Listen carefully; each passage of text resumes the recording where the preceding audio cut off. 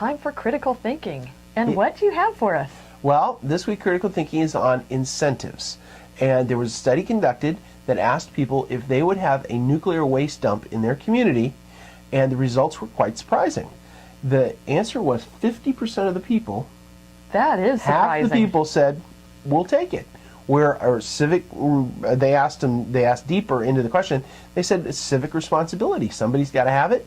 We feel a sense of pride in our community that we would take on this responsibility and help everyone out.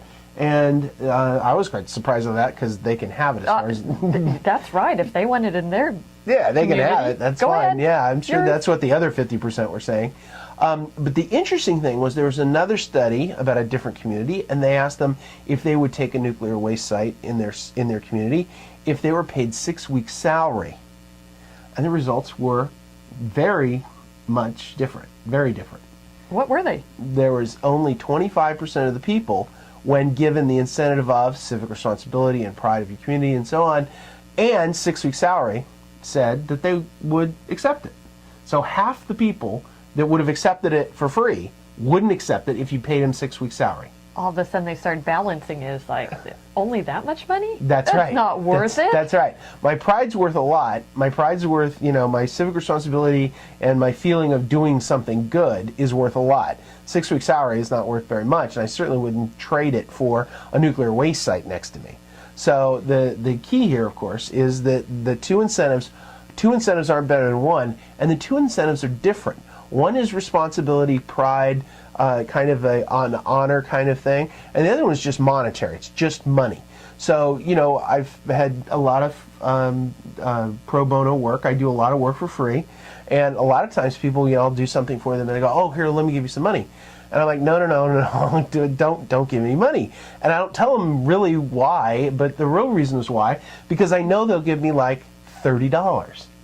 So it's the pride factor. Of course, when I feel good about doing something for someone, that's great. If you tell me, well, what you did for me was only worth $20, it's like, well, I wouldn't have done it for $20. Right. Yeah. So no, if I let you pay me, it turns into a job, and if it turns into a It's a job, whole different thing. your offer's insulting. Well, my parents do a lot of volunteer work. Yes, they do. A ton Yes, of they do. volunteer work about Volunteers of the Volunteer year. of the year. No, About- they all-time volunteer. They're like Hall of Fame volunteers. Yes, Yeah. yes. So, but if they were only paid minimum wage for all the volunteering they would do, Oh, they wouldn't I do am it. sure it No. would be a totally different matter. Oh, it'd be insulting. There's a lot of It'd be pride insulting. in No, it's- helping out community organizations. That's right. That's right. It's not about the money. So the critical thinking here thing is incentives. Sometimes monetary is not the only one that matters.